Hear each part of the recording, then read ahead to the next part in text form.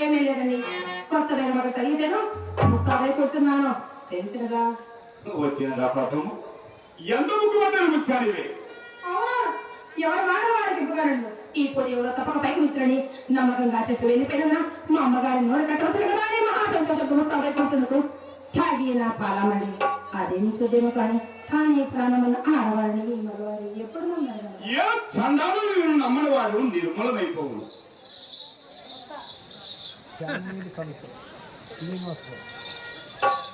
కళాకారుల కళావరులు చార్మి వాస్తవులు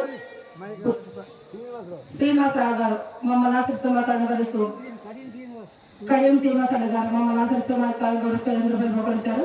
వారికి వారి కళావడానికి మా కళావరులు వారి కుటుంబం పైన కళామ తల్లి ఆశీస్సులు ఎల్లప్పుడూ మనస్ఫూర్తిగా వేడుకుంటున్నారు.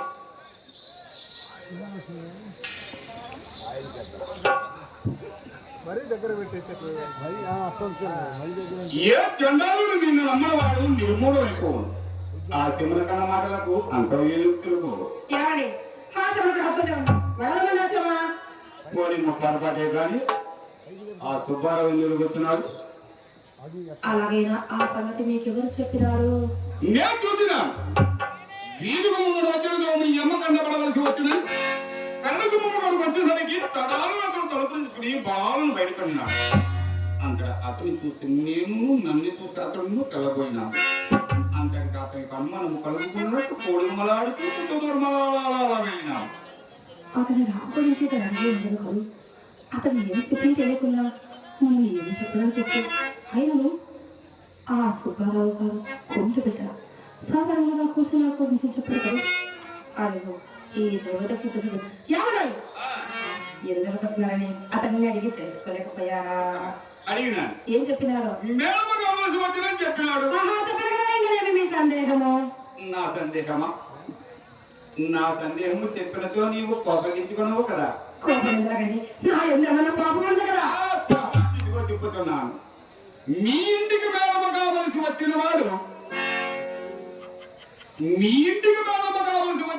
విచ్చలవిడిగా వీధికి ముందు పోక బెదరుచు పెడుతూ కూడా పోడు ఎలా అని అదిగో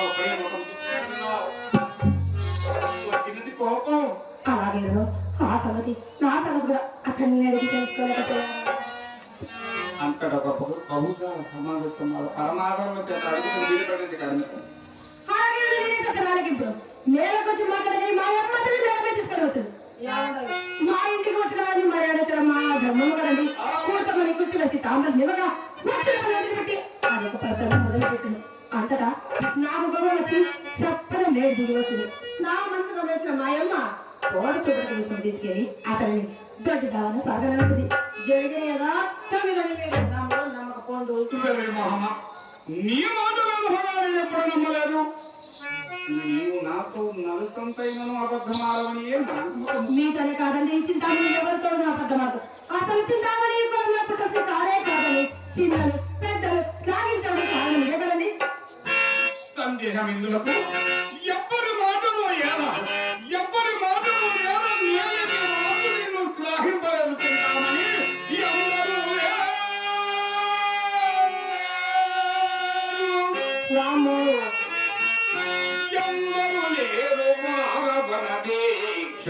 క్షణలిప్పురమాదు అందరూ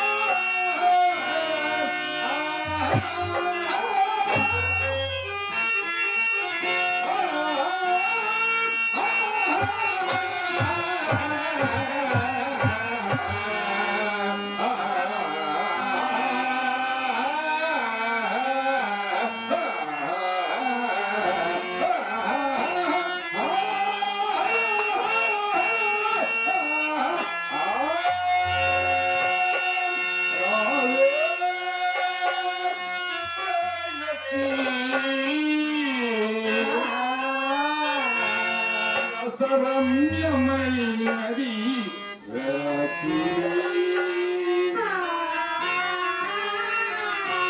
రావే ప్రేయసీ రసరమ్యమైనది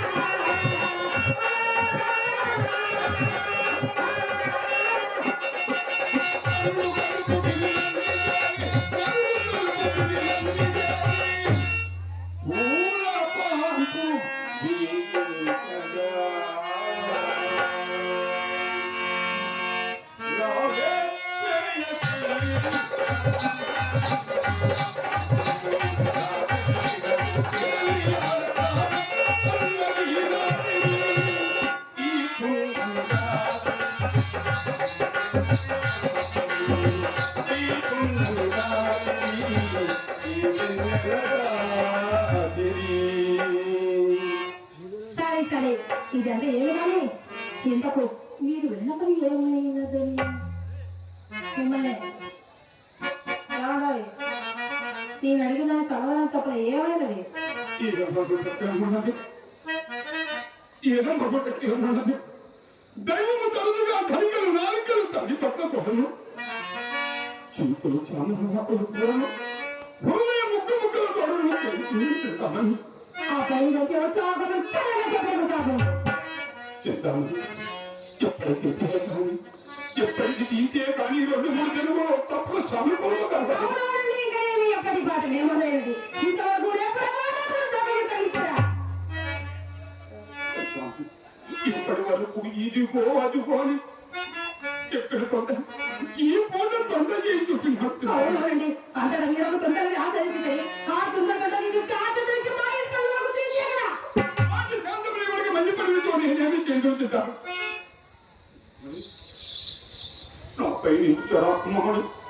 నాపై నీవు చిరాకుమాని చివరంట విందు ఇక వెళ్ళక్కర్లేదండి ఇక వెళ్ళక్కర్లేదు ఈ రోజు నుండి విని విని నా ప్రాణం విసికెత్తారు మధ్యాహ్నం మీరు వెళ్ళ బదులు మా ఎమ్మెల్యే కోసిన కథలకు నేను కట్టు భరించాను అది ఇంకొక తెలుసు ఏమన్నా మాకు మీకు ఇచ్చాల్సింది ఇంకొక విధానం ఇది నా దారి నాది ఇంకొక విధానం ఇది నాది.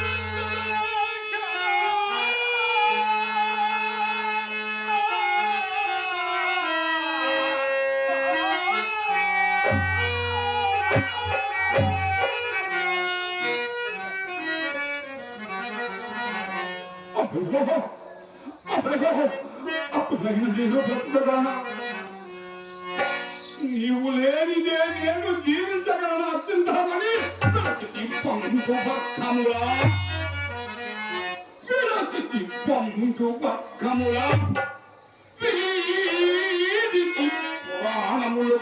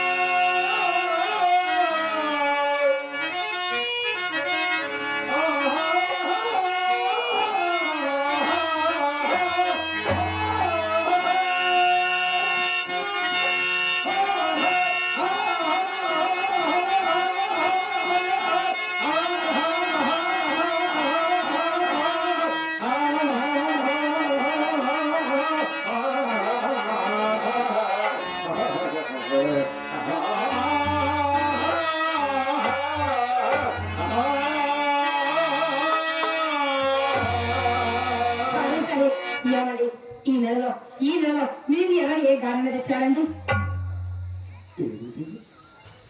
ఈ నెలలో జరుగుతుంది నగాన్ని ఇచ్చిపోతాను. నాకు ఉన్నంతో నీకేమైనా ఉపేక్ష చేసి చెప్తామని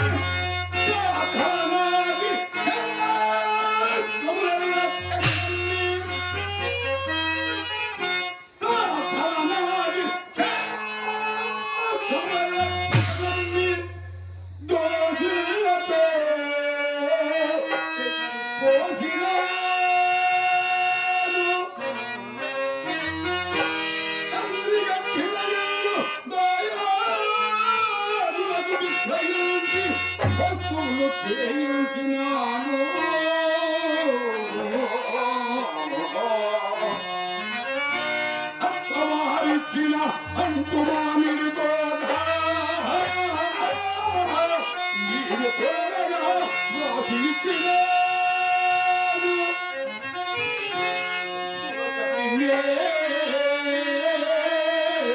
సొమ్ములు నా సతినే సొమ్ములు పుట్టతో కూడా వచ్చి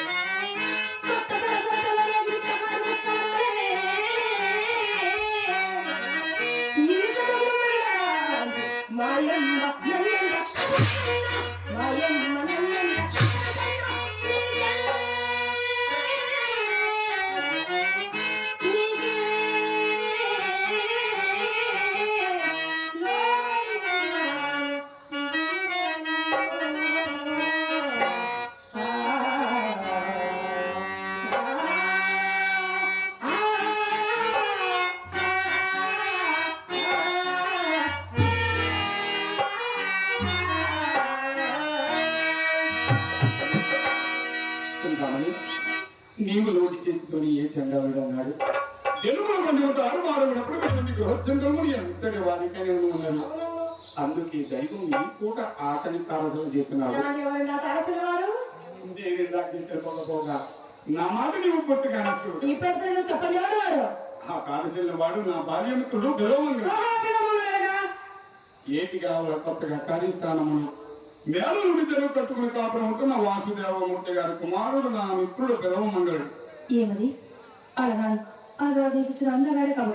ఎవడు మీ మిత్రుడు? ఎర్రగా పుష్టిగా పొడుగ్గా చాలా అందంగా ఉంటారు ఆయన.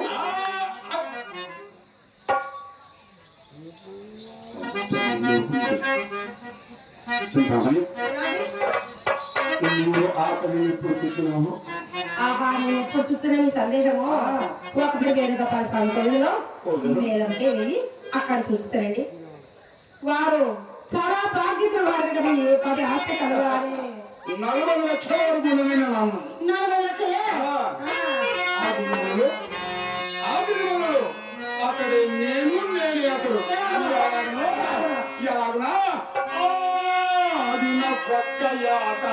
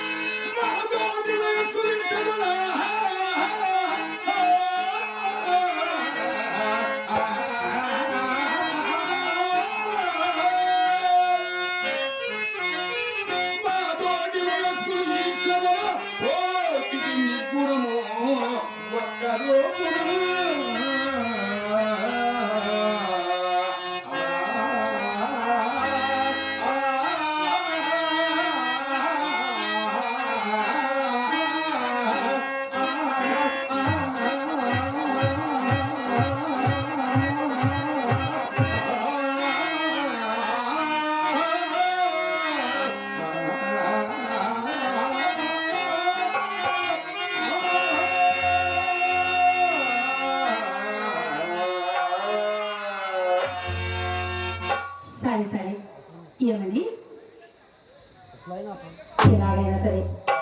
ఎలాగైనా సరే అతన్ని మన ఇంటికి ఒకసారి తీసుకోండి.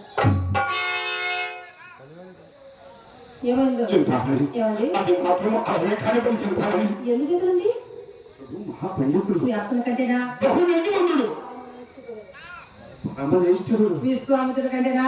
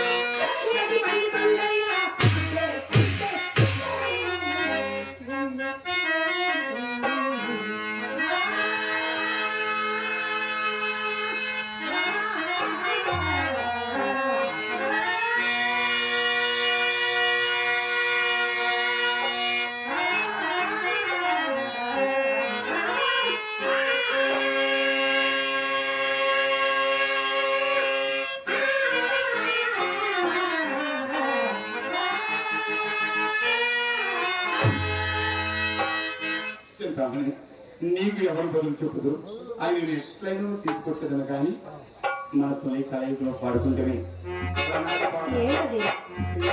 అబ్బా!